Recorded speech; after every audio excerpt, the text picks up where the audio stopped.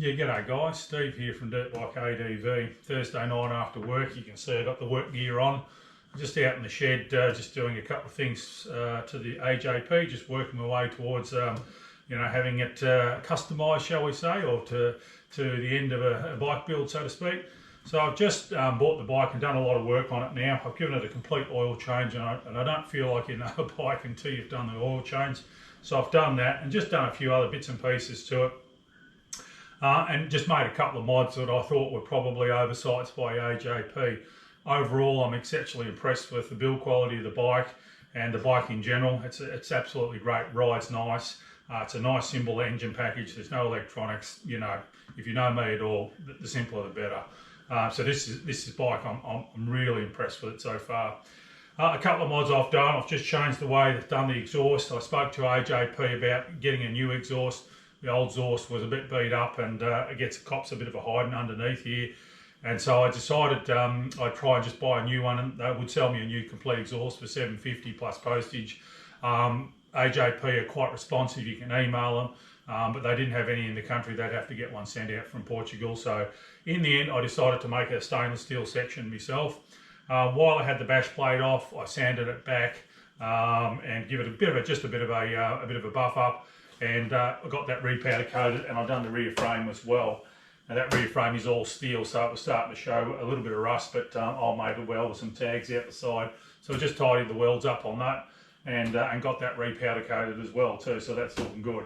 The only comment I'll make about that rack is it's all steel. It's all about 3.5mm plate. It weighs an absolute ton.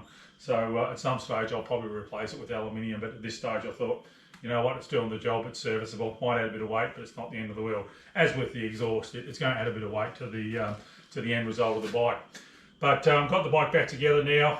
I've put a little silencer protector here, and basically from here now it's just to try and sort out the some better lighting and basically a sticker kit, and that's it. So the two options I've got with the lighting at the moment, and the bike previous owner had it wired up for these sorts of lights, so I can mount a couple of those little steady spots in there. They're quite handy little steadies and not very heavy and not very big. He's already got them wired up with the waterproof plugs. But I bought one of these the other day and I thought I'd try one of these. You can buy an aftermarket LED light at $620 odd, and this channel's all about not the big budgets. I can afford it, no problems at all. Can I justify it? I go, no.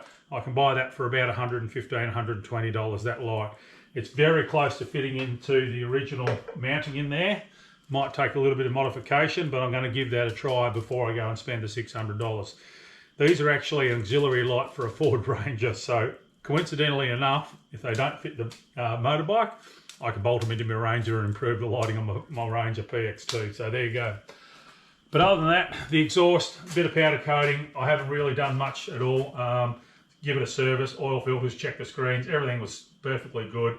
Ian had said that it had a recent oil change and he was spot on, the oil was nice and fresh. So yeah, overall pretty impressed with the bike.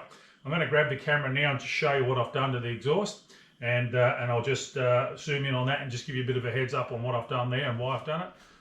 So as you can see, it's a pretty stock bike, guys. I've replaced the handlebars with some lighter weight handlebars. This rear rack is super strong, but it's probably 3.5mm plate or 3mm plate in steel, so it's very, very heavy, but obviously very super strong. So that, you know, I'm not going to bother replacing that. Ian welded some tags out here, as I've said before, and it's actually quite a decent rear rack now. So down here is the main modification I've made. Obviously I've put just an exhaust protector on here. That's an Acerbis exhaust protector, because that's just going to take a hit. If you drop it on this side, there's no ifs or buts, that's going to take a hit. So that just might save my silencer for a bit longer. Not like a 690. With the 690s and the 660 Yamahas and those sorts of bikes, you end up replacing the silencers. But in this case, the silencer is really good on the AJPs. The problem they've had with these is this section of pipe through here. Now, most of them get really dented up in here. You can see there's a bracket right in there. And so you got no give in this area. And so rocks, things get hit here. And same here, the one I had also had a few dents in here. That's the stock AJP bash plate. You can see that's really good and got pretty good coverage. But the exhaust is all titanium, as is that part there. So what I decided, there was a welded flange there. So I cut this section of pipe out and got my local exhaust shop, Carline Mufflers here in Warragul. They did a fantastic job to weld that up in stainless. Now that's about 1.5, 1.8 mil stainless. I expect that to take a lot more of a hiding. Obviously it adds a lot of weight, but they did a fantastic job. I've just put a splice fitting there with a T-lock clamp. And yeah, so that sort of almost becomes sacrificial. So if this dies, if I get this knocked up, and obviously Ian had a big hit there at one stage because the pipe was pushed in and down like that, as though he'd taken a real big hit on this side at some stage. But if this gets damaged, then I'll probably just go back to Carline and say, make me another one. It cost me $320 to get that made up, and they did a fantastic job. I'm very happy. And obviously I can just undo my T-clamp, take my silencer off, and that will come out, and I can get a new one made up. So I think that's just about a must, because I know getting another replacement titanium pipe, it's probably just going to get damaged again. So that was the main mod. Anyway, so I also weighed the bike tonight, guys. Come in at 174 kilos with a good 300 k's of range, at least 300 k's I'd say. And that's with a heavier piece of exhaust on the bottom section here, and a fully steel rear rack, which is super strong, don't get me wrong, but it's bloody heavy. It weighs probably 5 kilos in itself. So that adds a little bit of the weight. These got a claimed weight full of fuel ready to ride of about 166 kilos, I think, is where they are. Put a rack, a stronger rear, a pipe underneath. They're pretty close. They're probably not, they're within 5 kilos, I'll say, of being right. So yeah, smack bang between the 690 with a Rade tower, the 6 litre tank, B&B rack and a B&B bash plate. That was about 161, so full credit goes to KTM to be able to produce a bike at that weight with a 690cc engine, not a 600cc engine, and obviously a few more bells and whistles, and the ability to carry a pillion passenger. So full credit goes to KTM.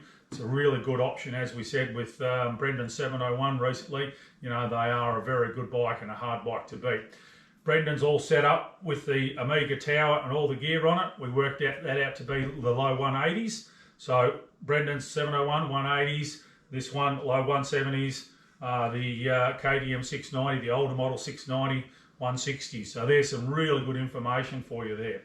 Now, anyway, guys, I've just got a sort of waiting on a sticker kit for it, and just going to sort the lighting out and take the tablet off and give that a bit of an update and work that out a little bit better, load my HEMA maps on that, and the bike build will be complete. Not a huge build, not a lot of changes to this bike, to be honest, but overall very happy with the bike, happy with the progress, but glad to have it back together too.